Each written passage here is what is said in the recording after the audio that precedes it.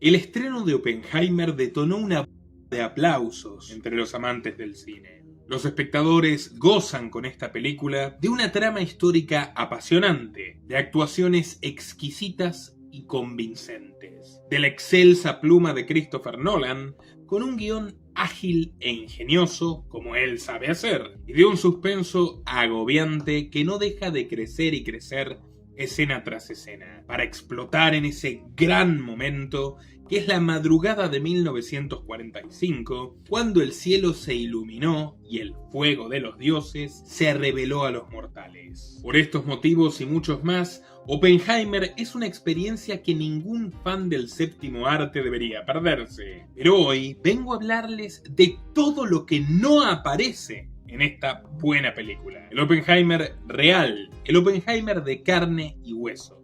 Un científico norteamericano pero filocomunista que en sus propias palabras se convirtió en el destructor de mundos. Y no le faltaba razón. He knew the world would not be the same. Few people laughed. Few people cried. Most people were silent. I remembered the line from the Hindu scripture, the Bhagavad Gita. Vishnu is trying to persuade the prince that he should do his duty, and to impress him takes on his multi-armed form and says, "Now I am become death, the destroyer of worlds." I suppose we all thought that one way or another. Hoy vamos a descubrir la trama detrás de la trama, la historia de un físico muy de izquierdas que, fiel reflejo de nuestra edad moderna, fue usado y financiado por los poderes más oscuros y subrepticios del tablero geopolítico. A él se le encomendó el poder de disponer de la vida y la muerte de todo el planeta, administrando el terror y el sufrimiento de los hombres. Aquí vamos a contar lo que ni Christopher Nolan ni nadie en Hollywood se atreverán a describirte con detalles. Así que acompáñame hasta el último minuto de este documental que realmente vale la pena. Y dale like al video para que YouTube lo recomiende a más gente mientras tú lo estás viendo. No te arrepentirás. Comenzamos. Suscríbete a nuestro canal cliqueando en el botón rojo y en la campanita de activar todas las notificaciones para no perderte ninguno de nuestros programas e investigaciones exclusivas. Julius Robert Oppenheimer nació el 22 de abril de 1904 en Nueva York, pero sus raíces se remontaban a los pueblos judíos de Alemania. Su abuelo fue un granjero y comerciante de cereales de Hanau, cerca de Frankfurt. En palabras de Robert, un hombre de negocios sin éxito que vivía en una aldea casi medieval. Aquella vida de campo aburrió en demasía a su hijo, Julius, que en 1988 emigró a la Gran Manzana buscando prosperidad. El sueño americano no habría sido posible sin su tío Sol Rothfeld, un importante exportador textil neoyorquino. Rápidamente Julius se convirtió en su mano derecha y luego comenzó con su propia firma de telas para tapices. Tenía un amor por las letras y un refinado gusto por todas las artes, llegando a adquirir pinturas de Van Gogh, 3 de hecho, Renoir, Bulliard y Dren. En una exposición de óleos se enamoró de una pintora, Ella Friedman. También de ascendencia judeo-alemana, Friedman había estudiado a los impresionistas de París e impartía clases en su buhardilla neoyorquina. Sin embargo, tenía una peculiar condición: nació sin una mano derecha, algo que ocultaba siempre usando sus camisas de manga larga y guantes de gamuza. Los dos tórtolos se casaron en 1903 y un año después llegó a la vida alguien que muchos definirían más tarde como un anticristo, Julius Robert Oppenheimer. Opie, para los amigos, pasó su infancia y juventud en un caserón de la calle 88, justo frente al río Hudson, y envuelto en una atmósfera aristocrática de una alta burguesía que se olvidó de lo que significaba el esfuerzo de llegar a tener lo que tenían y actuaba como si su fortuna proviniese de muchas generaciones. Lo cito: las voces y las pasiones siempre estaban apagadas, los niños nunca lloraban y cuando crecían nunca reían. Éramos serios como nobles europeos. En 1908, el segundo hijo de la familia, Louis, falleció poco después de nacer por estenosis pilórica, pero su vacío sería tapado en 1912 con la llegada de Frank, el Benjamín. Los Oppenheimer habían rechazado la sociedad judía ortodoxa. Julius era miembro de Ethical Culture Society, una renombrada y elitista asociación neoyorquina. Y fue allí donde en 1911 envió a su hijo para cursar sus estudios, a la vera del Central Park, que es la Ethical Culture Society, una organización cientificista fundada en 1876 por Felix Adler, otro emigrante que provenía de Alemania y que llegó a los Estados Unidos a la edad de 6 años. Su padre Samuel Adler, y esto es interesante, era rabino del templo Emanuel, el más popular de Nueva York, y había elegido a Félix para sucederlo. No obstante, el hijo pródigo renegó de su fe y creó el llamado movimiento ético, una versión judía de la filosofía que inspiraría poco después a la sociedad fabiana. Quienes siguen el canal hace tiempo ya conocen a los fabianos, eficientes en la maldad como nadie. El parentesco no es menor. La sociedad fabiana fue el antes y el después de la masonería, por cuya influencia pasó de ser una red eminentemente ilustrada y liberal, de grandes valores y nobles causas, a una logia socialista de fanáticos por conquistar el poder, de acomodarse en cargos y de conjurar contra las voluntades de la mayoría de la sociedad y además de la mayoría de la burguesía, esa clase que revolucionó el mundo para bien y por medios pacíficos, los del capitalismo y la revolución industrial. Fundada en 1886, su nombre honra al general Fabio de Roma,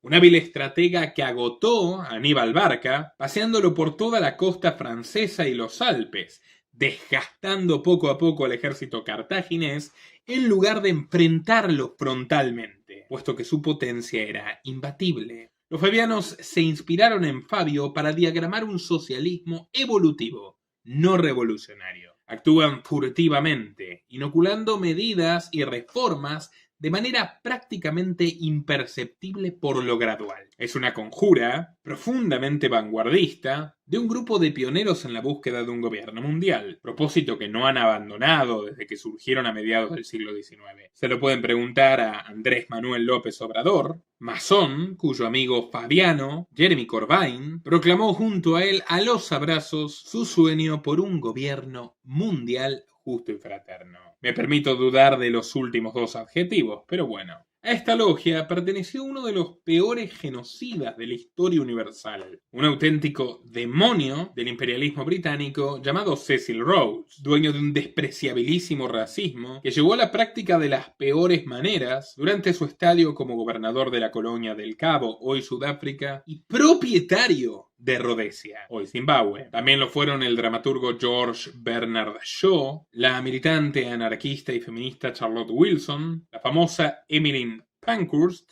el escritor H.G. Wells y el filósofo Bertrand Russell. Mientras en Londres los protestantes de izquierda fundaban esta sociedad, Felix Adler hacía lo suyo con la izquierda intelectual de la comunidad hebrea neoyorquina. Ethical Culture Society se declara humanista radical, no teísta y guiada por los preceptos de la ciencia. Su lema es hechos, no credos. En el discurso de fundación, Adler declaró: proponemos excluir por completo la oración y toda forma de ritual. En cambio, habrá reuniones cada domingo que consistirán en una conferencia principal y un poco de música para elevar el corazón. Pero no se equivoquen, tampoco eran tan fanáticos del espíritu crítico y de la revisión constante que deben caracterizar a la buena ciencia. Las conferencias, a diferencia, por ejemplo, de los procedimientos normales de la masonería, no admitían discusión o intercambio entre pares. Eran temas monolíticos. Y de hecho la jerarquía era monolítica. Y de hecho algunos miembros se retiraron de esta sociedad por considerarla autocrática o incluso dictatorial. Cuando llegó a la Gran Manzana, Julius Oppenheimer frecuentó las reuniones de Felix Adler, a quien eligió para presidir su matrimonio con ella en 1903. Sirvió en el consejo de administración de esta sociedad y en 1911 inscribió a su pequeño hijo Robert, nuestro hombre, en la Escuela del Movimiento, ubicada, como les dije, en la vera del Central Park. Allí Opie fue adoctrinado en las ideas más progresistas de la época, y podemos imaginarnos la bajada de línea que recibió. Basta ingresar a la web actual de la Ethical, o Unethical, y ver los grupos afiliados: Amnistía Internacional, League of Women Voters, Climate Reality Project, la ONG de Al Gore, el ex vicepresidente de Clinton, Food and Water Watch o la Asociación de Psiquiatras Afroamericanos del Gran Nueva York. Todas estas redes intrínsecamente vinculadas a los partidos de izquierda, tanto al demócrata como al verde e incluso al diminuto Partido Comunista de Estados Unidos. Desde 1980 la sociedad en cuestión, que formó a Robert Oppenheimer, entrega anualmente el Ethical Humanist Award. En 1995 premiaron al gobernador Mario Cuomo por oponerse a la restitución de la pena de muerte en Nueva York. En el 98 a los senadores John McCain y Russell Feingold por colaborar en la Ley de Reforma de la Financiación de Campañas, un proyecto craneado por George Soros para quedarse junto a los Clinton con la propiedad del Partido Demócrata, que es manejado hace 25 años como si fuera un feudo, y de hecho hay libros al respecto. The Shadow Party es uno. Ya en 2016 el galardón se lo llevó Planned Parenthood por su apasionado servicio a la salud reproductiva. En fin, creo que ya se entiende por dónde vamos. Oppenheimer ingresó a sus aulas en 1911 y ya no se iría hasta su graduación, ocurrida en 1921. Era serio y retraído. Los sirvientes de la familia lo llevaban a todas partes, y ni siquiera usaba las escaleras, ya que prefería esperar el ascensor antes que mezclarse con el resto, con la plebe, con la chusma. Su maestro de griego lo ayudó a leer a Homero y a Platón en griego original, y el de inglés le presentó a T.S. Eliot, Chekhov, Catherine Mansfield y otros autores. Ambos marcaron sus gustos literarios de por vida, pero la influencia más importante fue su profesor de ciencias Herbert Smith, con quien pasaba 5 días a la semana, juntos, tete a tete. Pasaban mucho horario fuera de clase e incluso viajaban por los Estados Unidos en busca de minerales para investigar. Mientras crecían, niños y adultos podían notar en Oppenheimer una oscura tristeza. Uno de sus compañeros relata: tenía frecuentemente episodios de melancolía, depresiones profundas, cuando era joven. Por un día o dos a la vez parecía quedar emocionalmente incomunicado. Casi nunca se reía, parecía un marciano, alguien de otro mundo. No compartía las alegrías cotidianas. Eso desquiciaba a los otros adolescentes. En un campamento de verano, Robert fue objeto de burlas impiadosas y pasó la noche desnudo y encerrado en un depósito de hielo, al punto que sus profesores lo sacaron casi muerto por la hipotermia. En 1922 se graduó con todas las A y su padre lo premió con un velero que el chico bautizó como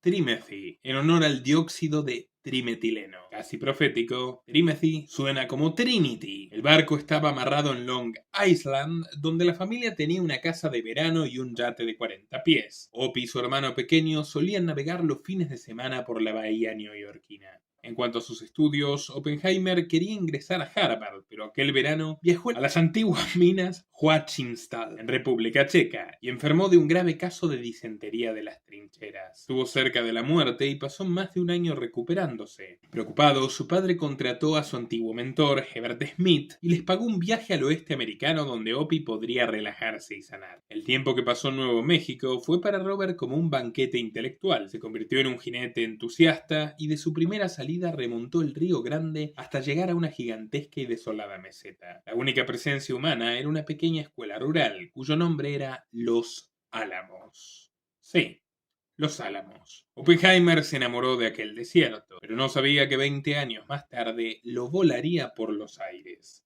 Finalmente ingresó a Harvard, completó sus estudios en 3 años, en lugar de los 4 estándar, recibiendo la distinción summa cum laude en química en 1925. Gastaba su tiempo libre escribiendo poemas y cuentos, y hasta aquel entonces sentía más inclinación hacia la experimentación que hacia la teoría. Con ese objeto cursó su doctorado en Cambridge, Inglaterra, donde estaba el célebre laboratorio de Ernest Rutherford, una eminencia que había conseguido observar por primera vez un átomo. Pero Inglaterra despertó todos los fantasmas internos de Oppenheimer. Su desempeño en el laboratorio era realmente errático, se sentía perturbado y miserable, y pasaba las horas visitando prostitutas en Londres. Pronto empezó a tener una conducta desconcertante. Durante unas vacaciones en París, Opie le hacía confidencias sexuales a su mejor amigo Francis Ferguson. De repente y sin motivo, al menos aparente, saltó sobre él y apretó su cuello con la clara intención de estrangularlo. Francis era mucho más fuerte, pero no se defendió. Se limitó a apartarlo completamente desencajado. Unos días atrás había encontrado a Robert rodando por el suelo, llorando y gimiendo como un alma en pena. En otra oportunidad, Oppenheimer estaba sentado en un café con sus amigos y un grupo de mujeres. Todos quedaron estupefactos cuando el muchacho se deslizó bajo la mesa y empezó a ladrar como un perro. Esos arranques de locura eran inexplicables. La interpretación más benévola es que era una suerte de show de alguien con escasas habilidades sociales para tratar de generarle risa a sus amigos, pero la mayoría lo miraba como un auténtico demente excéntrico. Sus arrebatos surgían de un segundo a otro, como se pasa de la risa al llanto o a la desgracia. Por entonces Oppenheimer cursaba con el premio Nobel de Física, el profesor Patrick Blackett. En Prometeo americano, Bert y Sherwin escriben que el discípulo admiraba al maestro, pero que este último era hostil y exigente con él, empujándolo a realizar experimentos imposibles. Una mañana Robert sufrió un ataque de ansiedad. Estaba en su pequeño y lúgubre apartamento y veía las paredes achicarse, amenazando con comérselo vivo. Aquella tarde inyectó veneno en una manzana de Blackett para cobrarse la venganza. Quienes vieron la película reconocerán esta escena. ¿Cómo pasó en la vida real? Bueno, los funcionarios de Cambridge se enteraron y el padre de Oppenheimer debió convencerlos de que no presentaran cargos criminales a cambio de una suntuosa coima, de un soborno. Robert fue puesto en libertad condicional y se le exigió acudir a un psiquiatra. Visitó 2 profesionales. El primero lo despidió declarándose incompetente para su grave condición. El segundo le diagnosticó esquizofrenia.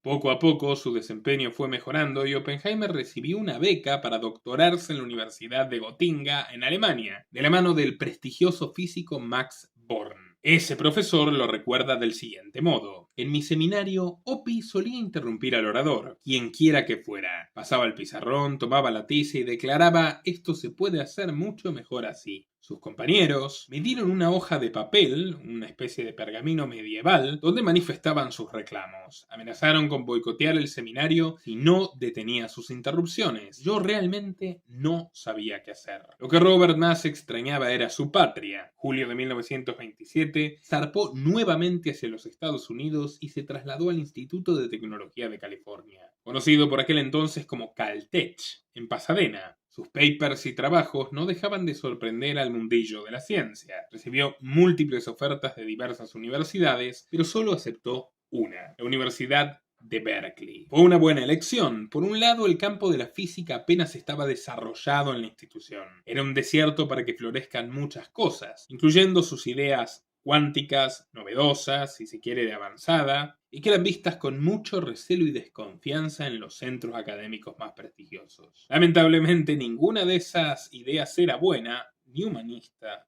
ni ética. Por otro lado, Berkeley era un gran centro experimental del lobby financiero de Wall Street, que muchas veces, pese, por ejemplo, a estar casi fusionado con la Universidad de Yale por la famosa logia Skull and Bones, que hasta el día de hoy controla buena parte de las riendas de la historia norteamericana, de sus políticas y sus guerras, video recomendado si no lo han visto todavía, los centros educativos más prestigiosos eran relativamente impermeables a las novedades de la élite financiera. Podían aceptar cambios en sus programas, pero eran muy graduales y paulatinos. Al fin y al cabo querían conservar su prestigio. En cambio, Berkeley surgía como una universidad burguesa, como una universidad rica, fundamentalmente por financiamiento, pero también dispuesta a hacer todo lo que los lobistas quieran. Prueba de ello es que unos años más tarde, en 1959, sería la primera universidad del mundo en tener una cátedra de estudios de género gracias al financiamiento de la Fundación Ford, que buscaba patrocinar al feminismo de segunda generación para que las mujeres se conviertan en trabajadoras y contribuyentes estables. Y anécdotas como esa en Berkeley hay de a montones. Y esa tradición de ingeniería social se mantiene hasta la actualidad. Pero bueno, volvamos a nuestro protagonista. Ese verano, Oppenheimer fue diagnosticado con tuberculosis. Una vez más regresó a sus amadas montañas de Nuevo México en busca de alivio. Lo acompañó su hermanito Frank, que por entonces devoraba Das Kapital de Karl Marx. Un día salieron a dar un paseo a caballo hacia las tierras altas. Y así se enamoró de una propiedad, que era una cabaña construida con troncos de pino y adobe, rodeada de 160 hectáreas de potrero. Estaba en alquiler, pero Robert supo qué quería hacer con ella desde el principio. En sus palabras, exclamó Hot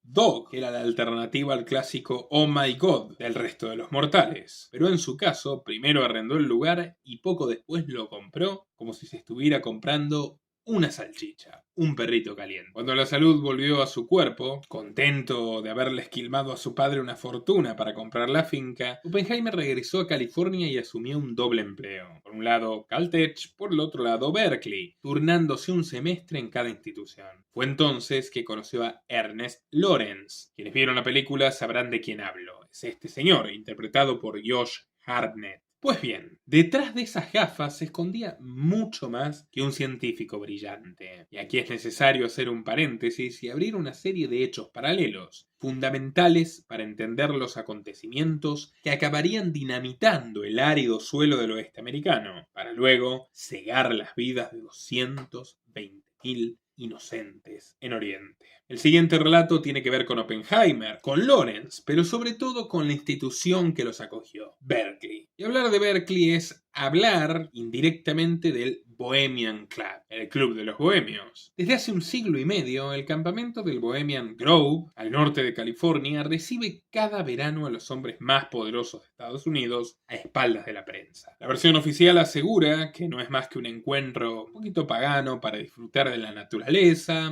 conciertos al aire libre, obras de teatro al aire libre, recitales al aire libre y charlas de actualidad al aire libre. Pero el secretismo y las estrictas medidas de seguridad que lo rodean despiertan cada año la protesta de cientos de activistas. El Bohemian Club fue fundado en 1872 en San Francisco por un grupo de periodistas, artistas y músicos que, ante la acuciante necesidad de obtener fondos para sus actividades, buscaban seducir a los hombres de negocios con fiestas lujuriosas. Sí, los Jeffrey decimonónicos. Pero el espectro de invitados fue creciendo y con el tiempo llegó a abarcar a varios presidentes de Estados Unidos, senadores, congresistas, académicos y dueños de las principales instituciones financieras del país. Entre ellos se cuenta David Rockefeller, Dwight Eisenhower, Ronald Reagan, Henry Kissinger, video muy recomendado, el arquitecto del orden mundial moderno, sin discusión, George Bush padre, George Bush hijo y su secretario de defensa, el temible Donald Rumsfeld. El Bohemian Grove acoge cada julio entre 2.000 y 3.000 bojos, la mayoría hombres blancos, por cierto, repartidos en unos 120 campamentos que agrupan a los miembros de esta prestigiosa organización según sus profesiones. Bien corporativo. Una fuerte presencia policial custodia el perímetro, disuadiendo a cualquiera de que entre al predio sin invitación. Peter Phillips, profesor de la Universidad de Sonoma, asegura que en los 90s fue invitado a pasar por allí con motivo de su tesis doctoral. En aquellos encuentros, ha dicho, reina un espíritu de camaradería y de fiesta permanente. Los miembros se pasan el día bebiendo, orinando en los árboles y celebrando lo especiales que son. Pero esta versión idílica comenzó a ser cuestionada. En 1996, un ya senecto Anthony Sutton, formidable historiador y probablemente el principal investigador de los grupos de poder en el siglo XX, escribió lo siguiente.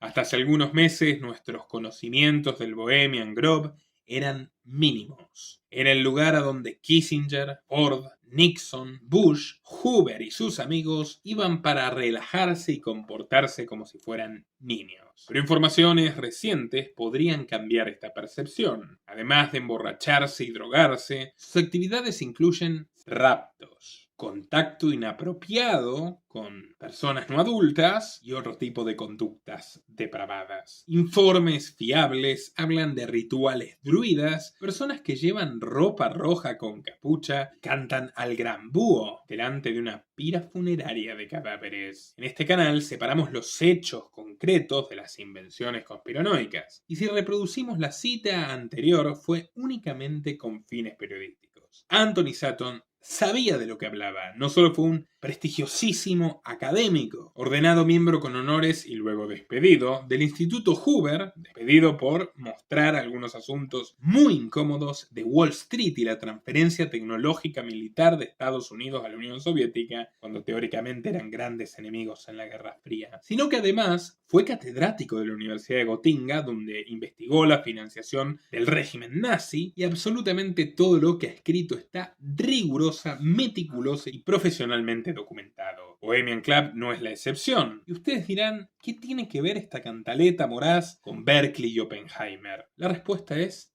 todo. De los presidentes que dirigieron la Universidad de Berkeley, al menos 5 fueron parte del club. Pero lo más importante es que en Bohemian Grove se tejieron los contactos que a lo largo de 10 años derivaron en la construcción del proyecto Manhattan. Sí, de la construcción de la bomba atómica. Al menos 5 fueron parte del club, pero lo más importante es que en Bohemian Grove se tejieron los contactos que a lo largo de 10 años derivaron en la construcción del proyecto Manhattan, es decir, en la construcción de la bomba atómica. En el centro de aquella conjura encontramos a quien fuera presidente de la Universidad de Berkeley desde 1930. Robert Gordon Sproul. Sproul era un graduado de Berkeley, clase 1913, y su currículum posee la curiosidad de haber estudiado junto al futuro juez de la Corte Suprema, Earl Warren. Sí, el mismo que terminaría liderando la comisión Warren, encargada de investigar el asesinato del presidente Kennedy bajo un halo de corrupción que arrojó numerosas polémicas e incongruencias. Warren fue considerado uno de los jueces más influyentes de la Corte Suprema en la historia de Estados Unidos, y en su polémico historial destacan sus esfuerzos en favor de los campos de concentración en los cuales los norteamericanos internaban a ciudadanos japoneses de Estados Unidos y de América Latina secuestrados para tal fin en territorio californiano durante la Segunda Guerra Mundial. O sea, básicamente lo mismo que hacían los nazis repudiable y monstruosamente con judíos, gitanos, liberales y homosexuales, lo hacían los estadounidenses con ciudadanos japoneses, estadounidenses y latinoamericanos por su sencillo origen étnico. Pero bueno, volvamos a Sproul. Apenas llegó a la presidencia de Berkeley, se fijó en uno de los profesores estrella, Ernest Lawrence, el amigo de Opie. Ya por entonces Lawrence estaba obsesionado con la investigación atómica, pero requería herramientas y dinero. La puerta se abrió 2 años después. En 1932, Sproul invitó al prodigio al Bohemian Club. Allí Lawrence conquistó la confianza de 3 influyentes señores de California: William Henry Crocker, Edwin Polly y John Francis Neyland. Pasemos lista. Neyland era uno de los abogados más conocidos e importantes del estado. Su talento atrajo la atención de William Randolph Hearst, el magnate de los medios que inspiró la icónica película Citizen Kane. Neyland era su íntimo amigo, el de un dueño de medios de comunicación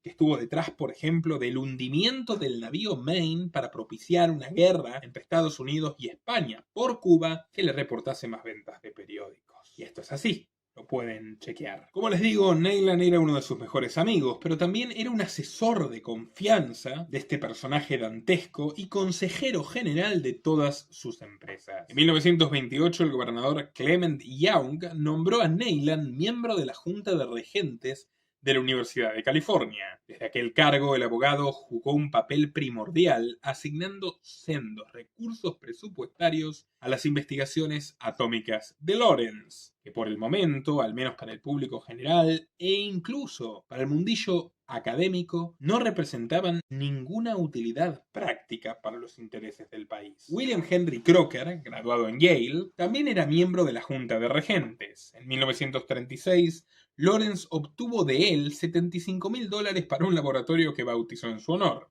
Crocker Laboratory. Aquel fue el hogar del ciclotrón Berkeley, un paso clave en el desarrollo de la bomba nuclear. Nos queda el último, el empresario Edwin Polly. Polly fue recaudador de fondos para la campaña del caudillo autoritario Franklin Delano Roosevelt en el año 32. Su gran trabajo lo llevó al cargo de tesorero del Comité Nacional Demócrata. También fue amigo y confidente del senador y futuro presidente demócrata Harry Truman. Con la influencia de Truman, Roosevelt nombró a Polly coordinador de préstamo y arriendo para la Unión Soviética y el Reino Unido. Es decir, fue responsable de transferir tecnología y energía a los comunistas rusos durante la Segunda Guerra. Paralelamente, en 1940, fue elegido como regidor de la Universidad de California. Polly se encargó de informar en persona al presidente Roosevelt sobre los avances de Lawrence en su investigación de fisión nuclear. Como vemos, la invitación que recibió de Sproul para ingresar a Bohemian Club fue como ganarse la lotería. De hecho, cuenta la leyenda que el proyecto Manhattan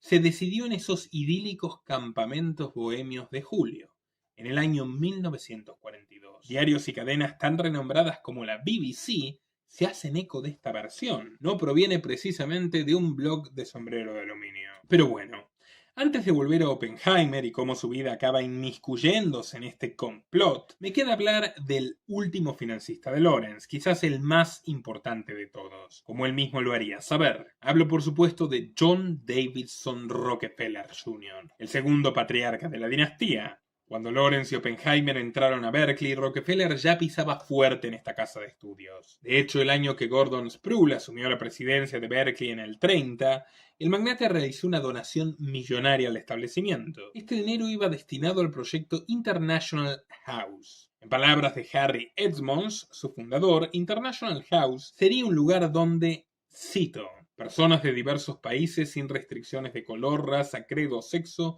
podrán compartir la experiencia común de la vida cotidiana. Esto, sobra decirlo, no tiene nada de malo. Suena, de hecho, muy bien. Si no fuera, porque ya sabemos lo que hay detrás cuando viene de la mano de los Rockefeller. Un claro experimento de tintes sociópatas. El proyecto había nacido 6 años atrás, cuando Edmonds solicitó al magnate $3 millones para erguir a la International House de New York.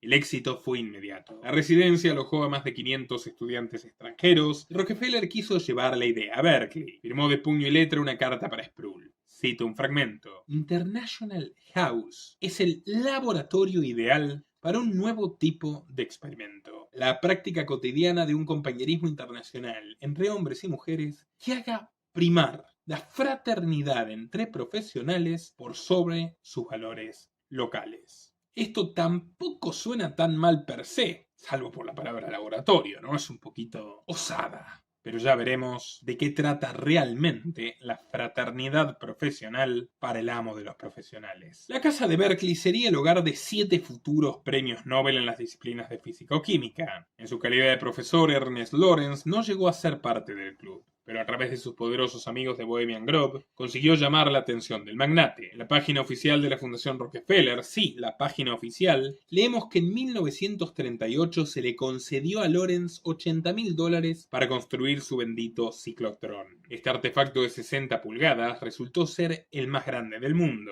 El físico subió la apuesta y el año siguiente montó una segunda versión de 184 pulgadas, 3 veces más grande. De inmediato comprendió el potencial militar de la obra. Su imán de 4.200 toneladas era capaz de hacer fisionar grandes cantidades de uranio. En otras palabras, tenía la piedra de toque para una bomba atómica. Excitado, tocó por segunda vez la puerta de la Fundación Rockefeller pidiéndole $60.000 más. El director de Ciencias Naturales, Warren Weaver, transmitió el mensaje al presidente de la fundación, Raymond Fosdick, que a su vez se lo comunicó al patrón Rockefeller Jr. El patriarca fue implacable. Era esencial ayudar para la realización de la bomba. El imán Lawrence se terminó en mayo de 1942, 3 meses antes del proyecto Manhattan. La subvención de Rockefeller fue crucial. El 20 de agosto de 1945, pocos días después de Hiroshima y Nagasaki, Lawrence escribió una carta a Weaver expresando su gratitud y destacando que sin la Fundación Rockefeller la bomba atómica genocida no hubiera sido posible. Tomen nota, señores. Y a las fuentes me remito. En la página oficial del organismo podemos ver la copia de esta misiva, casi como quien exhibe un trofeo de guerra, o en este caso, 220.000 trofeos. El mismo artículo reconoce que 23 de los investigadores que ayudaron a crear el arma recibieron becas y subvenciones de Rockefeller. Entre ellos, por supuesto, destaca el nombre de J. Robert Oppenheimer. Ya vemos quiénes son los verdaderos padres de la bomba atómica. Dicho esto, volvamos a revisar qué pasaba en la vida de nuestro protagonista y cómo fue consumado su tenebroso destino. Si alguna vez Oppenheimer fue feliz, eso pasó en California. Cuando llegó a Berkeley, el departamento de física era un fantasma. Cuando se fue, dejó la mayor escuela de física teórica que los Estados Unidos hayan conocido. Sus discípulos lo seguían a todas partes, emulaban a los peripatéticos de Aristóteles, los invitaba a cenar, se emborrachaban en bares, por primera vez tenía una compañía genuina que no le huía, y curiosamente no le provocaban esos ataques de rabia alocada, y compartían largas caminatas por los paisajes californianos. Ellos disfrutaban de sus extravagancias, más mesuradas y más presentables, pero de vez en cuando se les soltaba la cadena y alguno que otro terminaba siendo su víctima. Una vez invitó a su alumna Melba Phillips a dar un paseo de auto por Berkeley Hills. Hasta entonces, como dije, no había señales de alarma, pero a la altura de Spruce Street detuvo su coche, le colocó una toalla en la cabeza y le preguntó: ¿te importa si salgo a caminar un rato? La señorita Phillips, completamente sorprendida, le dijo que no. 2 horas más tarde, un patrullero encontró el coche abandonado y a la muchacha sola, temblando, durmiendo en el asiento. Sobresaltada, la señorita explicó que Oppenheimer había desaparecido y se inició una intensa búsqueda que involucró a 8 patrulleros. Lo encontraron en la facultad, recostado sobre la mesa de un aula y hundido en un sueño profundo. Cuando la policía le pidió explicaciones, Opie contestó: lo siento, soy así. El físico también era conocido por ser un peligro al volante. Compró un lujoso Chrysler al que llamó Garuda, en honor a la deidad pájaro de la mitología hindú, y le gustaba conducir a 120 km por hora. Toda una proeza para la época, haciendo carreras contra los ferrocarriles. A veces invitaba a sus alumnos, que rezaban aterrorizados en el asiento del acompañante. No podían comprender cómo habían pasado tantos meses, donde este hombre aparentaba ser un genio y ahora oscilaba entre villano y desquiciado. En una ocasión, Oppenheimer perseguía una formación de vagones cuando volcó sobre la banquina, dejando a su pasajera totalmente inconsciente. El padre de Oppenheimer, Julius, le regaló un dibujo de Cézanne y una pintura original de Vlaminck como disculpa. Sí, básicamente iba atrás de él arreglando sus desastres como si siguiera tratándose de un niño. Lo cierto es que padre e hijo habían estrechado su relación desde 1931, cuando falleció Ella Friedman, su madre. Julius gozaba de las excéntricas veladas de Robert y llegó a integrarse como uno más a su mesa de amigos. La conexión duró hasta septiembre de 1937, cuando un ataque de corazón lo fulminó a los 66 años. Entonces Oppenheimer apadrinó a su hermano Frank, que también era físico, aunque hay que decirlo, muchísimo, pero muchísimo menos talentoso. Se mandaban cartas a menudo y en una de ellas Frank comentó que quería afiliarse al Partido Comunista. Si bien la película muestra los escrúpulos de Robert al respecto, que son ciertos fundamentalmente respecto a él mismo, que no tomó el riesgo en persona, no hay ninguna evidencia de que no haya apoyado a su hermano. De hecho, es muy probable que sí lo hizo, como veremos enseguida. El científico también aprendió a leer sánscrito, la lengua más antigua de la India, y pronto pudo leer el Bhagavad Gita, un texto sagrado hindú que consideraba el canto filosófico más hermoso de todas las lenguas. El misticismo oriental se convirtió en una parte indispensable de su vida. También seguía de cerca los avances de su buen amigo Ernest Lawrence. Juntos compartieron más de un viaje a Nuevo México, donde solían montar a caballo y disertar sobre física. Una de las fotografías favoritas de Oppenheimer fue tomada en su rancho. Se lo puede ver apoyado en un gran roadster negro mientras su amigo sonríe a la cámara. No obstante, en los siguientes 10 años, Lawrence y su esposa llegaron a odiar a Robert Oppenheimer, tanto por su dudosa moral como por sus simpatías izquierdistas. Las ideas progres inculcadas por la Ethical Culture Society florecieron en su cabeza. Leámoslo de su puño y letra. Cito: a partir de fines de 1936, mis intereses comenzaron a cambiar. Vi lo que la depresión hacía a mis estudiantes y a través de ellos entendí cuán profundamente los acontecimientos políticos y económicos afectan la vida de los hombres. Fue entonces cuando sentí la necesidad de participar en la comunidad, y por comunidad se refiere a la marea roja que inundó los pasillos de Berkeley. Desde el ascenso de Hitler, Oppenheimer empezó a donar jugosas sumas de dinero a la sección californiana del Partido Comunista y otras entidades vinculadas a la Tercera Internacional. En una de esas veladas conoció a Jean Titlock, de 22 años, e hija de un profesor de literatura de Berkeley. Titlock no solo era afiliada al Partido Comunista, sino que se involucró profundamente en la causa republicana de la Guerra Civil Española, para derrotar, cito al personaje de Nolan en la película, a los cerdos fascistas. Bueno, no viene mal recordar que los fascistas eran igual o incluso menos monstruosos que los comunistas, a los que Oppenheimer donaba dinero. Basta mencionar atrocidades como la quema y la monjas a lo largo y ancho de España, la traición a los anarquistas con el asesinato de Buenaventura Durruti como corolario, o la cruenta en Paracuellos. Infame destino para el dinero de Oppenheimer, pero bueno, la afinidad política con Jean Titlock no iba en sintonía con la afinidad amorosa.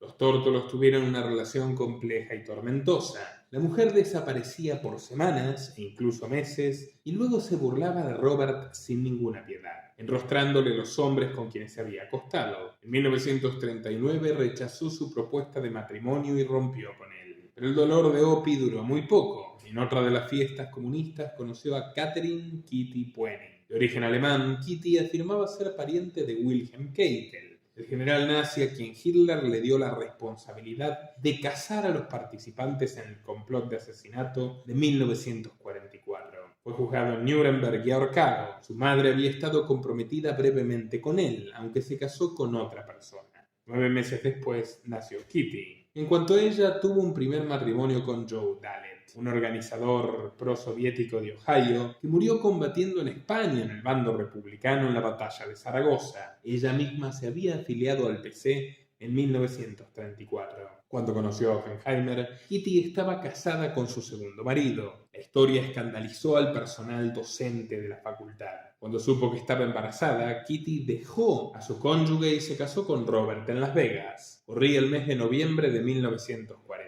Aquellos locos años rojos encontraron a Oppenheimer frecuentando al escritor y poeta Hakon Chevalier. No lo sabía, pero esa amistad se convertiría muy pronto en un talón de Aquiles. Chevalier había nacido en Lakewood, New Jersey, de padres franceses y noruegos. Pasó un tiempo de su juventud en el mar, dando la vuelta al mundo en una goleta, antes de comenzar una carrera académica y una intensa militancia comunista. Todos los biógrafos coinciden en que las causas de izquierda fueron la base de su amistad con Oppenheimer. De hecho, juntos fundaron en Berkeley una célula de la Federación Estadounidense de Maestros. El dinero que Oppenheimer daba a la causa era cada vez mayor. Cuando se le preguntó sobre esto en una entrevista sobre seguridad, en 1943, respondió que probablemente había pertenecido a todas las organizaciones tachadas de comunistas de la costa oeste. Una ironía bastante jugada, ¿no? El FBI abrió un expediente sobre sus actividades en marzo de 1941, después de que Oppenheimer asistiese a una reunión en casa de Chevalier, donde estuvo presente el secretario estatal del PC californiano, William Schneiderman, y su tesorero Isaac Volkov. En la escena de la película de Nolan puede verse a los agentes grabando la matrícula del coche de Oppenheimer. Y eso fue exactamente así. Pero lo que no menciona el film es que el físico también fue vigilado por formar parte del comité ejecutivo de ACLU, la Unión Americana de Libertades Civiles, que hoy es muy conocida como una ONG sorosiana, fuertemente financiada por la Open Society. ACLU nació en 1917 por obra de Roger Nash Baldwin. En sus propias palabras, lo hizo inspirado por un meeting de la conocida anarquista americana Emma Goldman.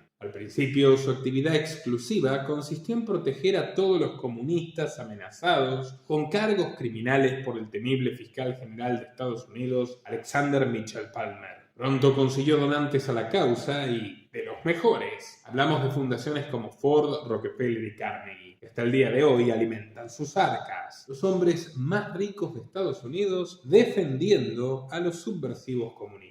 Como bien explica Sutton en Wall Street y la Revolución Bolchevique, esto no reviste la gran novedad. A los 40, Nash dio un giro de 180 grados y a través de una resolución bastante innovadora prohibió la membresía a los miembros de partidos de izquierda. Paradoja o no, eran casi todos sus directivos. Pero bueno, solo por trazar un paralelismo histórico con el tiempo de Oppenheimer, podemos mencionar que desde mayo de 1968, ACLU está a la vanguardia de la agenda progre, promoviendo distintas reformas por el mundo, derechos LGBT, el aborto y la separación de la Iglesia y el Estado. En 2014, la Open Society de George Soros le concedió una subvención de $50 millones para apoyar su campaña nacional contra el encarcelamiento masivo. Esta ambición es gestionada personalmente por el filántropo húngaro y consiste en buscar una reforma de la justicia penal de los Estados Unidos que alivie las condenas de los delincuentes, lo que se ha traducido en soltar criminales a las calles o, como se ve en California, la legalización de los robos menores. Pero bueno,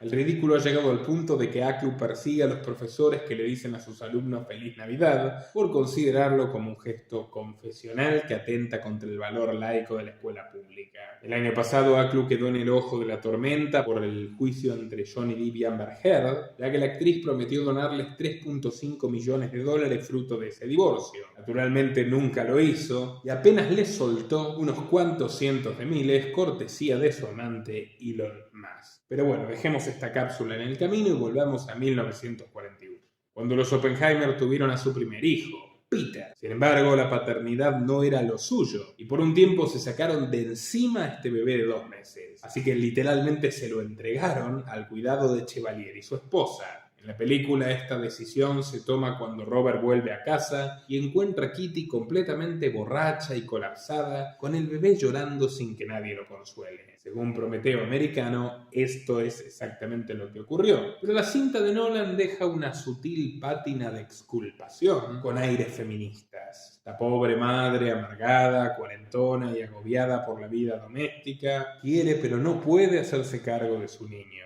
La pregunta que yo me haría es ¿quién los obligó a ser padres? Nadie. Por otro lado, el abandono del hijo no deja de recordarme a Jean-Jacques Rousseau, que tuvo 5 y se deshizo de todos. Los entregó en contra de su voluntad y en contra de la voluntad de la madre al orfanato des Enfants Trouvés, niños sin nombre, sin partida de nacimiento y sin género conocido. Todo el mundo se enteró y Rousseau se defendió. ¿Cómo podría tener la tranquilidad mental necesaria para mi trabajo con mi buhardilla llena de problemas domésticos y ruido de chicos? Por increíble que parezca, este hombre es considerado uno de los padres de la pedagogía moderna, con su famosa obra El Emilio. David Hume lo definió como un monstruo que se veía a sí mismo como el único ser importante en el universo. Diderot, en cambio, lo calificó como falaz y vanidoso como Satán. Voltaire bromeaba y decía: cuando leo a Rousseau me da ganas de ponerme en 4 patas y ladrar como un perro. Pero la actitud de Robert Oppenheimer también me recuerda a la de Karl Marx, hablando de comunistas, que dejó a sus hijos morir de hambre, literalmente, con tal de no ponerse a trabajar de verdad, mientras gastaba dispendiosamente la fortuna de su esposa en comprar fusiles para que otras personas mueran por su cobarde causa. Como vemos, los genios socialistas suelen tener una moralidad familiar bastante discutible.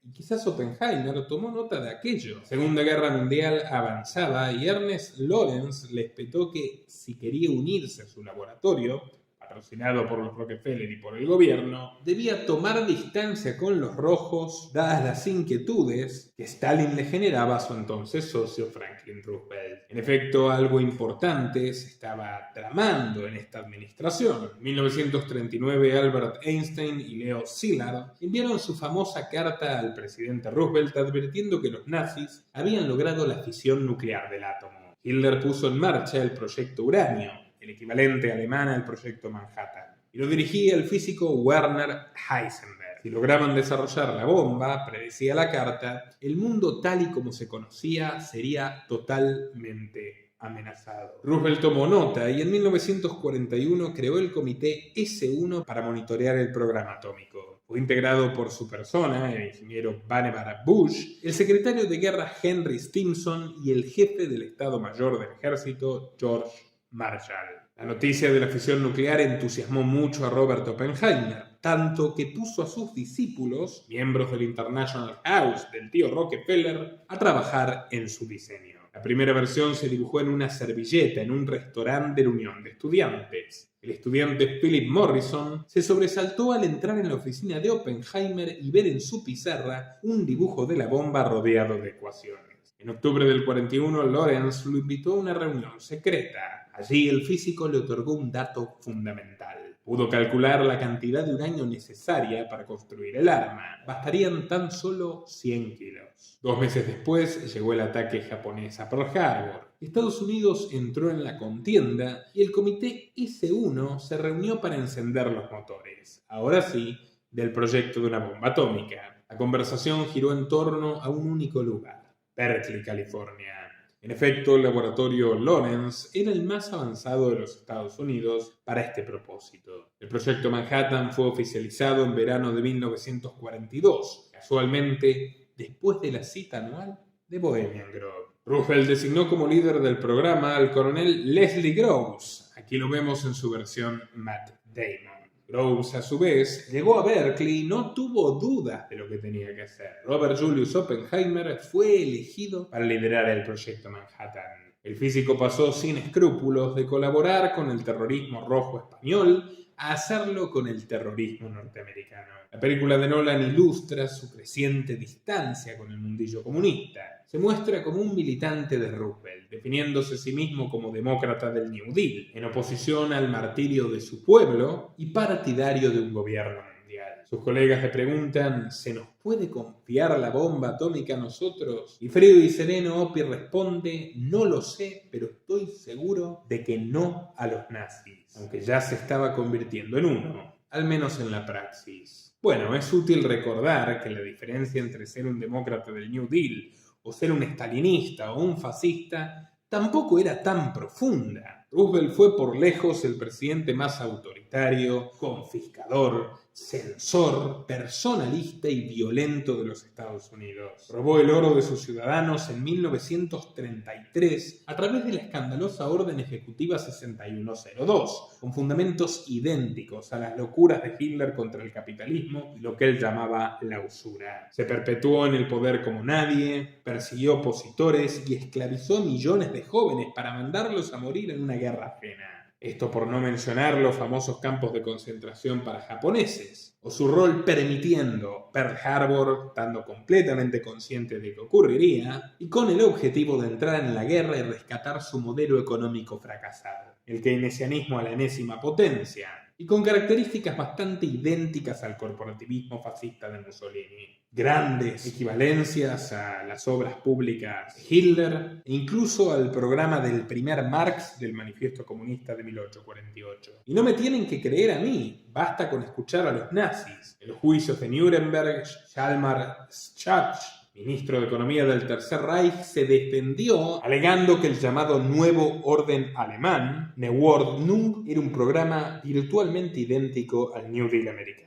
Cavar pozos por la noche y taparlos por la mañana, como si esa ficción pudiese sostenerse en el tiempo. Por otro lado, Roosevelt compartió con Hitler y los bolcheviques a los mismos financistas de la élite neoyorquina. Uno de ellos fue Paul Warburg, hombre de confianza de los Rothschild en América, cabeza del Banco de Manhattan y accionista de la Fed. Warburg ocupó un puesto administrativo en IG Farben, la mayor corporación alemana, que regenteaba entre otras a marcas como Bayer. Durante la ocupación de Polonia y Checoslovaquia, IG Farben cooperó estrechamente con los funcionarios nazis y se apropió de numerosas fábricas. A su vez, en el 41, una investigación desveló que poseía un cártel con la Standard Oil de los Rockefeller, cuyo presidente Walter Teagle fue nombrado por el propio Roosevelt en la Administración de Recuperación Nacional, uno de los mayores organismos confiscatorios de la historia. Y estamos hablando ni más ni menos que de un nazi, de un afiliado al Partido Nacional Socialista.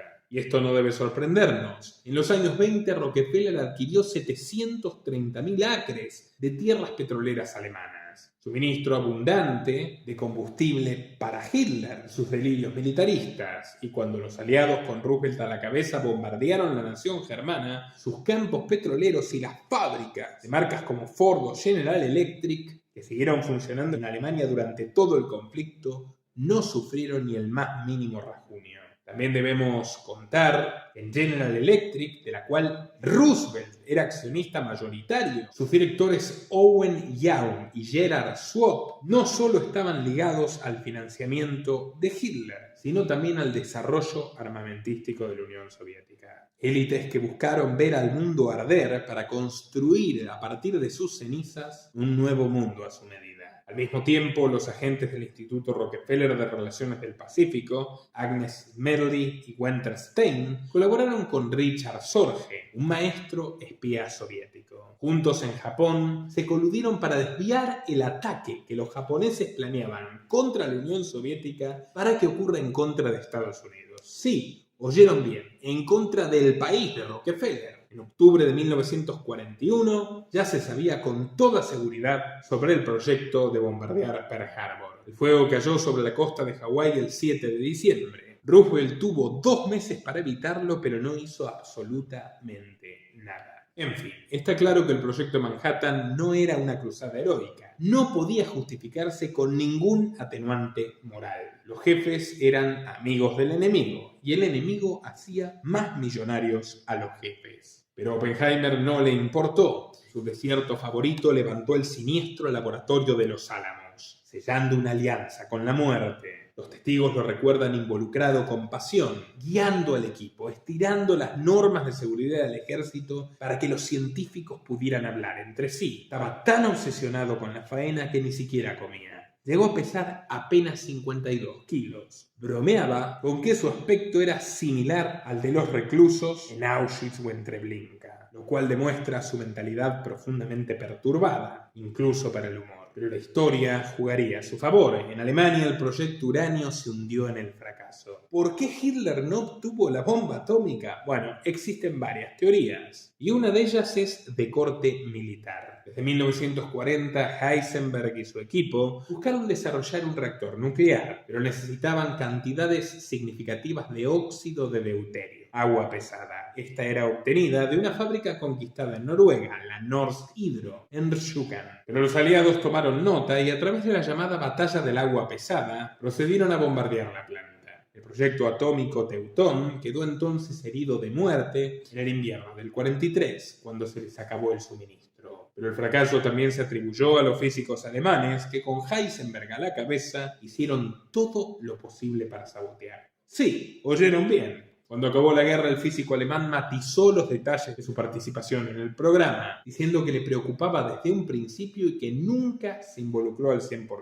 Al contrario, Heisenberg dejó entrever que tenía escrúpulos morales que lo llevaron a arriesgarse a la muerte propia para salvar la vida de millones de personas, algo que nunca pudo decir Robert Oppenheimer. Pero bueno, volvamos a los Álamos. En la vida de nuestro protagonista, diseñar la bomba atómica era igual o más difícil que lidiar con su mujer Kitty. Infeliz, deprimida, cayó en un alcoholismo contumaz y descuidaba a sus hijos. Catherine, la segunda de la familia, había nacido en diciembre del 44. 4 meses después, la madre se marchó con el mayor. Dejó a la bebé a cargo de su amiga Pat Sher, que acababa de perder una niña. Oppenheimer visitaba poco y nada a la pequeña y llegó a preguntarle a Pat si no quería adoptarla. Cuando Kitty regresó a Los Álamos, el drama pasó a segundo plano. Todo estaba listo. La madrugada del 16 de julio de 1945, la primera bomba atómica de la historia fue detonada en la llanura de Nuevo México.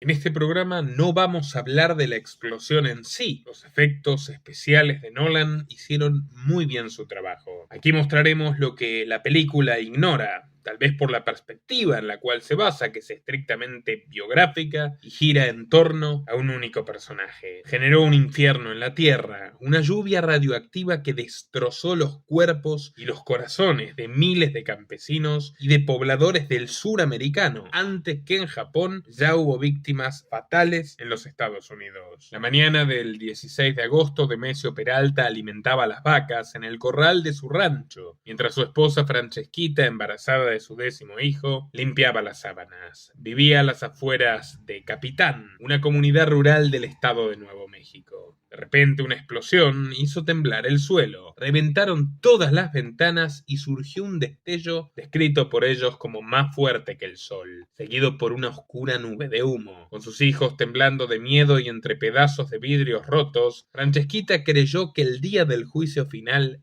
había llegado, y tenía sus razones. A pocos kilómetros, Oppenheimer acababa de detonar su bomba de plutonio, que generó una temperatura 10.000 veces superior a la de la superficie del Sol y que liberó 18.6 kilotones de energía. Testigos de lugares tan lejanos como Albuquerque, Nuevo México y El Paso, Texas, describieron una enorme bola de fuego y un hongo nuclear. Algunos pobladores confundieron la sustancia blanca radioactiva que les llovía encima con una especie de inofensiva nieve caliente que se impregnaba en la ropa y en su piel. La mayoría de ellos, de origen indígena o mexicano, nunca fueron evacuados, ni siquiera advertidos. No le importaban a nadie. Continuaron llevando una vida normal sin saber que estaban respirando radiación. Más de 75 años después sabemos bien que esa lluvia maldita selló sus destinos. Es el caso de la familia Peralta, una de muchas, muchísimas. El pobre Demesio terminó sus días con cáncer de estómago,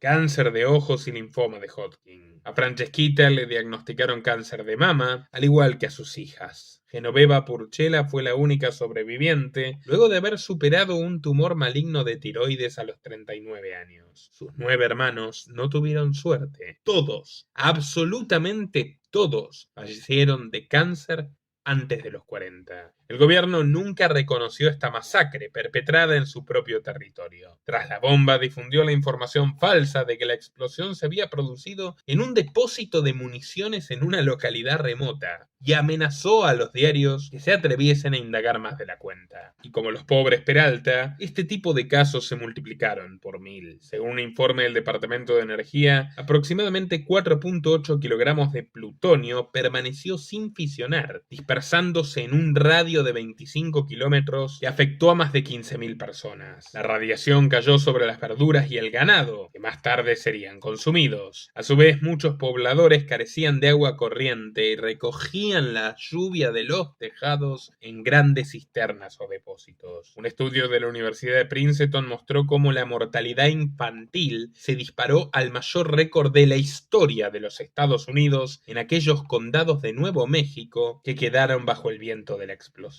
Pocos días después de Trinity, Estados Unidos desató 2 nuevos infiernos mucho peores, Hiroshima y Nagasaki, y ocurrió en una semana de agosto como la que estamos transitando. En la película de Nolan vemos al secretario de guerra Henry L. Stimson salvando a la ciudad de Kioto de la lista negra porque tenía recuerdos de su luna de miel. Así de caprichoso es el crimen. Pero la escena no es del todo exacta. Indaguemos un poco sobre este personaje, a quien hemos retratado en el documental sobre la logia Skull and Bones, de la cual fue miembro. En 1908, Stimson ingresó al gobierno de Theodore Roosevelt, el primer Roosevelt, de la mano de Elihu Root, Otto Bones, y fundador del Council on Foreign Relations, el Consejo de Relaciones Exteriores, un poderosísimo think tank que desarrolla buena parte de las políticas bélicas y de poder blando que Estados Unidos utiliza para relacionarse con el resto del planeta. Aquel primer Roosevelt se fue, pero Henry quedó como secretario de guerra de William Howard Taft. También fue secretario de Estado de Herbert Hoover en plena crisis del 30. El caso es que Stimson viajó 2 veces a Kioto, ambas en los años 20.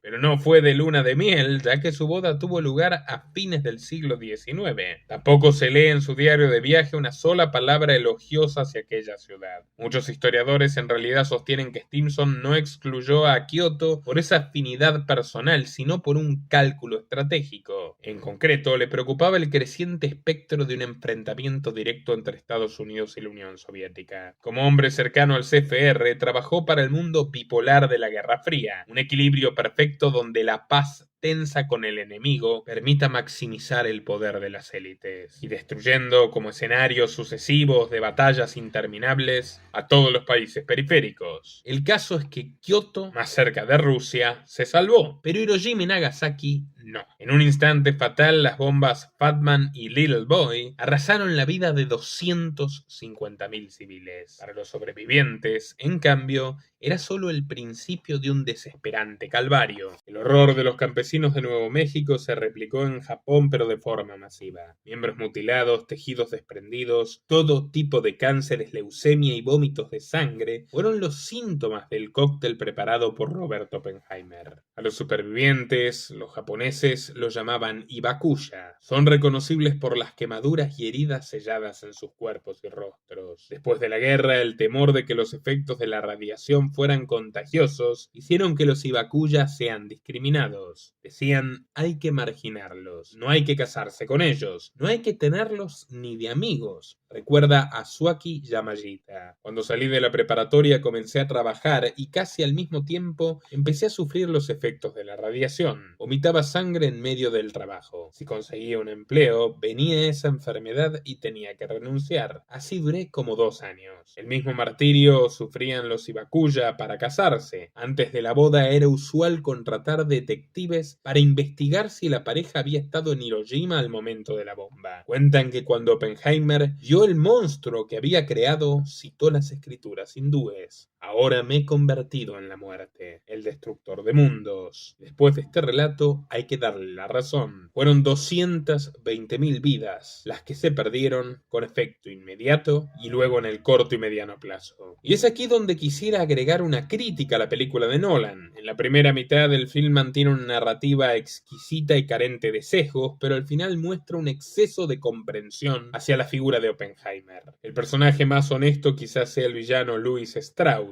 En la cúspide de su rabia, el funcionario grita que Oppenheimer no se arrepintió de lanzar la bomba y que lo haría todo otra vez. Y tiene el 100% de la razón. Cuando visitó Japón en los años 60, este genocida descarado Robert Oppenheimer, que encarna los vicios del cientificismo, declaró ante la prensa que no podía decir que estoy menos horrorizado que ayer, pero tampoco puedo decir que me arrepienta de haber contribuido a este logro tecnológico. Cual Poncio Pilato, Opie se lavó las manos y justificó ese 250.000 de vidas cegadas con el repetido argumento de que fue para evitar la guerra futura y garantizar la paz mundial. Una actitud muy extrapolable a la actualidad, donde la vanguardia científica y técnica, también con un nítido condicionamiento de izquierda, justifica sus experimentos sin hacerse responsables de las consecuencias, ya que el bien común, entre comillas, es decir, el suyo, está muy por encima del bien individual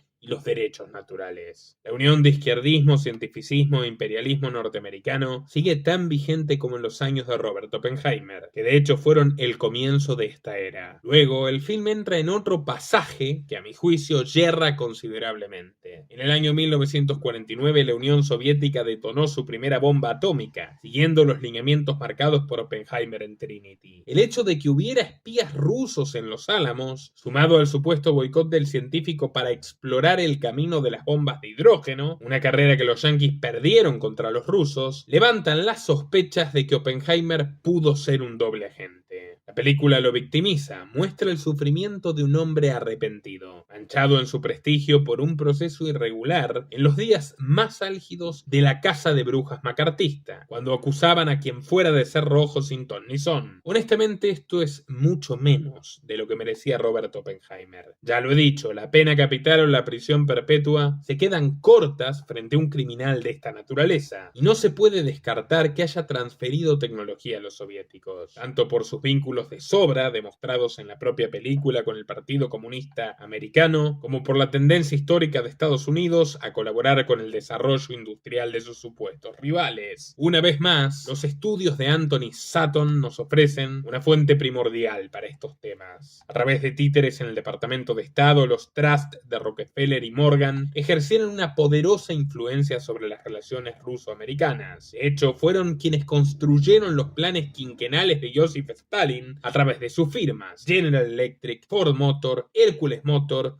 Curtiss-Wright, Vultee y Chance Vought. Por mencionar algunos ejemplos, Ford construyó la planta de automóviles de Gorky, que incluía camiones militares que abastecían la logística de los rusos en frentes exteriores, incluso en la guerra de Vietnam, es decir, sosteniendo al ejército beligerante contra el americano. Averell Harriman, poderoso banquero de Wall Street y miembro de la logia Skull and Bones, asumió el mando de la concesión del manganeso en Georgia, donde de hecho nació Stalin, país que ya estaba bajo el control soviético a principios de la década del 20. Con su servicio, el manganeso se convirtió en una exportación primaria de los rusos, que volcaron las divisas en la industrialización de su modelo. En 1929 sacaron a Harriman con una compensación de $1 millón, muy superior a lo que había invertido años atrás. Pero Harriman regresó en 1944 como embajador de Estados Unidos en Moscú. Allí entabló unas relaciones excelentes con Stalin, quien lo consideraba literalmente un gran amigo, sí, al embajador de los Estados Unidos. Y no era para menos. Durante la contienda bélica, Harriman se cansó de enviar fábricas enteras a Rusia. No solo las máquinas, sino también los ingenieros americanos. El propio dictador se lo agradeció personalmente. Así lo dice un informe que el embajador redactó desde Moscú para el Departamento de Estado el 30 de junio de 1944. Stalin rindió homenaje a la asistencia brindada por Estados Unidos a la industria soviética antes y durante la guerra. Dijo que 2/3 de todas las grandes empresas industriales en la Unión Soviética se construyeron con nuestro auxilio y asistencia técnica. El final del conflicto no pausó esas relaciones carnales. Major Racy Jordan, oficial militar estadounidense, llegó a denunciar que Estados Unidos ayudaba a los comunistas soviéticos a construir sus armas nucleares. ¿Qué sentido tiene esto para una opinión pública que estaba completamente hipnotizada, creyendo que en cualquier momento se mataban entre ellos? Ninguno. En concreto, acusó a Harry Hopkins, asesor de Roosevelt y uno de los principales ejecutores del New Deal, al que adhería Oppenheimer, de tener un papel en la fuga de información sobre la bomba y del envío de uranio para su fabricación. Cuando murió Roosevelt, Hopkins pensó en renunciar, pero Truman lo mantuvo en su cargo y lo invitó a la conferencia de Potsdam, en Berlín, donde se dio la mano con el tirano soviético. Por otro lado, ya hemos mencionado que muchos científicos de Berkeley y el proyecto Manhattan fueron subsidiados por Rockefeller, muchos de los cuales utilizaron el Council on Foreign Relations para declararse a favor de divulgar información sobre energía atómica a los rusos. En suma, no quedaron dudas que quienes pusieron la tarasca, la pillulla, la guita, la plata, el dinero para el proyecto Manhattan también la ponían para su versión comunista. ¿Qué sería lo extraño entonces de que Oppenheimer colabore con los rusos? Además, la cinta de Nolan muestra un Oppenheimer activista, ya por decirlo así jubilado, un hombre comprometido con la regulación mundial del poderío nuclear y partidario de la distensión en la Guerra Fría. Esta actitud generó celos e inquietudes en ciertos políticos y simpatía en otros, como John Fitzgerald Kennedy, que no era ningún santo. Pero en realidad, Oppenheimer era sumamente funcional incluso en esta faceta de su vida a los sectores globalistas que eran reticentes a un imperialismo yanqui muy furioso y buscaban una coordinación entre Washington y el Kremlin como vehículo más avanzado para que la ONU concrete sus ambiciones más poderosas de gobernanza internacional. El ejemplo más patente de esta postura es un personaje muy conocido, Henry Kissinger, a quien le dedicamos el documental más completo del mundo y se los recomiendo muchísimo si no lo han visto aún. Una persona increíblemente poderosa e influyente hasta el día de hoy que tiene 100 años y sigue más activo que nunca. Un viernes de 1955, Kissinger paseaba por Harvard Yard cuando se topó con su colega historiador y profesor de esa misma universidad, Arthur Schlesinger Jr. El encuentro fortuito llevó a Kissinger a escribir su primer artículo para Foreign Affairs, la revista del Council on Foreign Relations, del Consejo de Relaciones Exteriores. Un año más tarde, Nelson Rockefeller le pidió que dirigiese un grupo de estudio titulado Armas Nucleares y Política Exterior. El libro que surgió allí, que lleva ese nombre, Armas Nucleares y Política Exterior, se convirtió en un bestseller nacional al publicarse en 1957. ¿De qué se hablaba? Pues exactamente de la distensión nuclear. Ya en el gobierno de Richard Nixon, Henry, que era su secretario de Estado, y en realidad era el presidente de facto al servicio de los Rockefeller, encarnó aquellas ideas y fue el artífice de los acuerdos SALT I y SALT II, que limitaron la carrera armamentística entre las hiperpotencias. Palabras de Kissinger, si no era por aquel artículo de 1955, los Rockefeller nunca lo hubieran conocido y hoy apenas sería recordado como un simple historiador. Pero el CFR es solo una rama del lobby entre comillas antinuclear. En los momentos finales de la película Oppenheimer podemos ver al científico brindando una conferencia en la corporación RAND. No podría ser más oportuno. Apodados el cerebro del Pentágono, la corporación RAND es un think tank que desde 1948 influye de manera decisiva en las políticas de seguridad y defensa de Estados Unidos, con nefastas consecuencias para otros países del mundo. RAND fue de los primeros empleadores corporativos de Kissinger, fue pionera en escribir los llamados estudios soviéticos y en los años 50, 60 y 70 redactaron masivamente las políticas nucleares del Military Complex. También fueron la mano oculta en las estrategias de la guerra de Vietnam, que incluyó la tortura, el uso de napalm y el genocidio de miles de civiles, y al día de hoy RAND es una institución ejemplar de lo que conocemos como prototipos de gobernanza mundial. Colabora con gobiernos de todo el mundo, recibe subvenciones de la Fundación Bill y Melinda Gates, de la Unión Europea, del Estado de Israel, de Japón, increíblemente, de Japón, eso es un síndrome de Estocolmo, de Mongolia y hasta de George Lucas, el director de Star Wars. En los años 90 la corporación RAND estuvo detrás de Bill Clinton y sus políticas migratorias, de control de drogas y el fin de la prohibición de la homosexualidad en el ejército. En estas dos últimas décadas los encontramos detrás de las relaciones de Estados Unidos tanto con China como con Israel, pugnando por la estatización de la marihuana, que no es lo mismo que su despenalización, que aquí apoyamos por completo, o investigando temas tan triviales como el consumo de calorías de los niños. Pero bueno, prometimos que íbamos a hablar de lo que no muestra la película, y esto me lleva a culminar con un acontecimiento macabro, que termina de pincelar quién fue realmente Robert Oppenheimer, ese hombre que figuraba en la portada de la revista Time como si fuera realmente un héroe de la ciencia y del progreso de la humanidad. En 1944, la amante comunista de Oppenheimer, Jean Titlock, acabó con su vida tras ingerir un cóctel explosivo de pastillas. Fue el mismo año que nació Catherine, la segunda hija, apodada Toni. Pronto las uniría algo más que un calendario. Toni tuvo una vida atormentada bajo la autoridad de sus padres. De pequeña se la pasaba recogiendo cigarrillos y bebidas alcohólicas en la casa, los despojos que su estropicio de madre iba dejando por doquier. Tampoco tenía una buena relación con su papá, quien, como vimos, se la quiso sacar de encima cuando apenas era una bebé. Sin embargo, la muerte de Oppenheimer en 1967 terminó de dinamitar su salud mental. Para mal de males, se le negó un puesto como traductor en las Naciones Unidas porque el FBI se negó a concederle una autorización de seguridad, dados los antecedentes comunistas de sus apellidos. Depresiva y tras 2 matrimonios fracasados, Toni se recluyó en una antigua casa de campo de su familia, donde en enero de 1977, un mes después de cumplir 32 años, terminó con su propia vida. La amante y la hija Oppenheimer compartieron el mismo destino trágico, y el reflejo de este hombre maldito, cuyo paso por la tierra no ha dejado más que destrucción. Los invito a compartir este video en todas sus redes y grupos. Nos ayudan difundiendo en WhatsApp, en Twitter, en Telegram, en Facebook y por supuesto contribuyendo desde tan solo $2 a través de la opción unirse de YouTube, Patreon, Bitcoin o Mercado Pago a través de los links que figuran en la descripción del video y en el comentario destacado. Es muy importante el apoyo de nuestros mecenas para poder seguir realizando estas investigaciones que son costosas. Así que los esperamos en patreon.com/Nicolás Moraz, donde encontrarán muchísimo contenido exclusivo para mecenas. Por tan solo $5 mensuales tendrán informes exclusivos, entrevistas, conferencias, documentales y otro tipo de material que ya no está en YouTube y que no está disponible para todo el público, sino para quienes hagan ese pequeño esfuerzo de sufragar nuestra tarea. Sin más que decir, estimados amigos, me despido hasta una próxima ocasión. Nuestro trabajo depende de tu apoyo. Para que siga siendo posible, realiza tu donativo desde tan solo $2 por mes a través de Patreon, en los links que están en la descripción o en el comentario destacado. También podés hacerlo a través de la opción Unirte de YouTube, y si estás en Argentina, con el medio de tu preferencia a través de Mercado Pago.